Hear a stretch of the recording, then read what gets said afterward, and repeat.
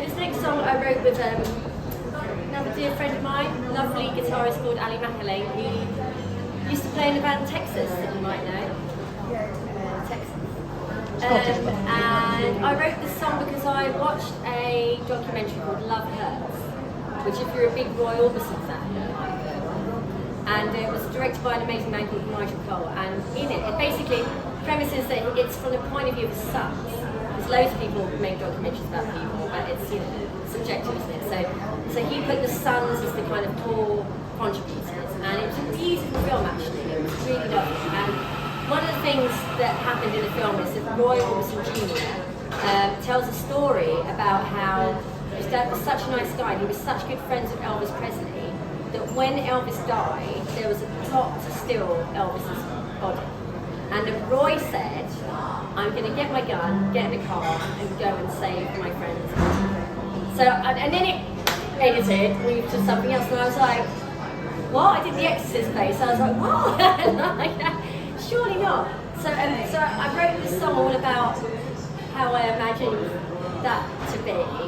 And then after I wrote the song and I told this story at shows, people would say, well, is it true? And I was like, well, it was in a documentary. I mean, I suppose it's true, I don't know. Anyway, I make short films sometimes. And I decided to make my own short documentary about finding out the truth. And in the end, I got hold of Roy Orbison Jr., who is the nicest man in the world. One day he promised he would play Roy. And half the story is true.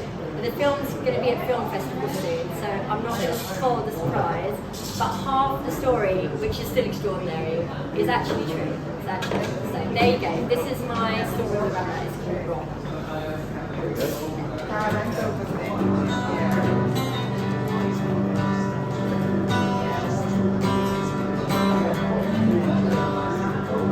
Well, I heard it on the TV, we did a special thing. Chase the thieves right out of town so you can save the king. But it's not like you were lucky, things got pretty bad. The boy that lives in trash was destined to send sad.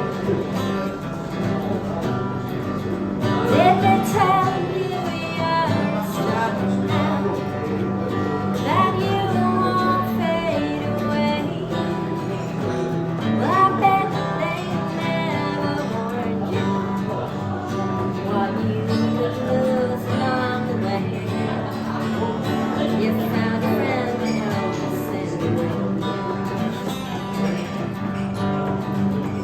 Well, I think about you often, about darkness and the light. We just cannot have it all, not even you could, Roy. On the night you saved Elvis, I wonder what you said. Did you see?